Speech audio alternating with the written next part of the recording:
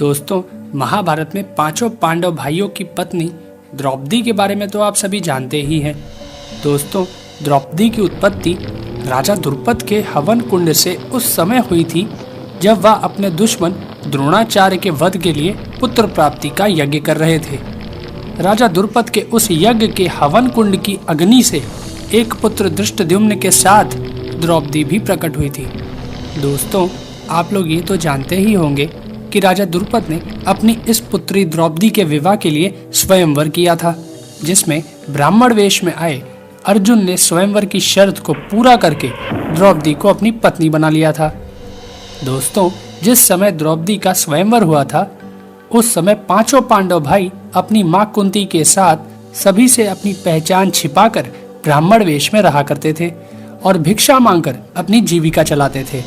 वो पांचों पांडव भाई जितनी भी भिक्षा मांगकर लाते थे उसे अपनी मां कुंती के सामने रख देते थे।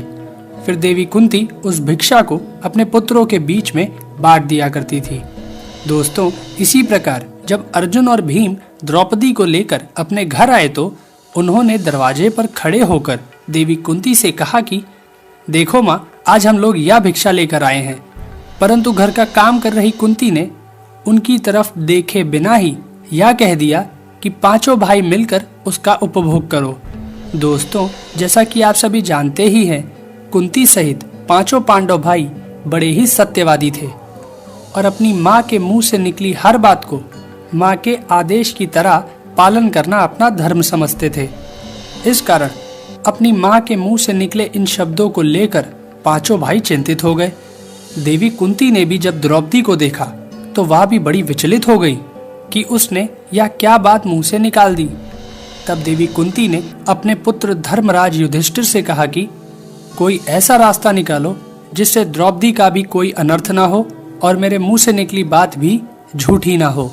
दोस्तों, जब किसी से भी इसका कोई रास्ता नहीं निकला तो इस बात से राजा द्रुपद भी बड़े परेशान हो गए और उन्होंने अपनी सभा में बैठे भगवान श्री कृष्ण और महर्षि व्यास जी से कहा कि धर्म के विपरीत किसी स्त्री के 5 पति की बात तो सोची भी नहीं जा सकती है। तब महर्षि व्यास राजा द्रुपद को बताते हैं कि द्रौपदी को उसके पूर्व जन्म में भगवान शंकर से ऐसा ही वरदान प्राप्त हुआ था। भगवान शिव के उसी वरदान के कारण ही यह समस्या हुई है और भगवान शिव की बात अन्यथा कैसे हो सकती है। महर्षि व्यास के समझाने पर राजा द्रुपद अपनी बेटी द्रौपदी का पांचों पांडवों के साथ विवाह करने को राजी हो गए थे। दोस्तों, इसके बाद सबसे पहले द्रौपदी का विवाह पांडवों के सबसे बड़े भाई युधिष्ठिर के साथ किया गया और उस रात द्रौपदी ने युधिष्ठिर के साथ कक्ष में अपना पत्नी धर्म निभाया। फिर अगले दिन द्रौपदी का विवाह भीम के साथ हुआ और उस रात द्रौपदी ने भीम के साथ अपना पत्नी धर्म निभाया।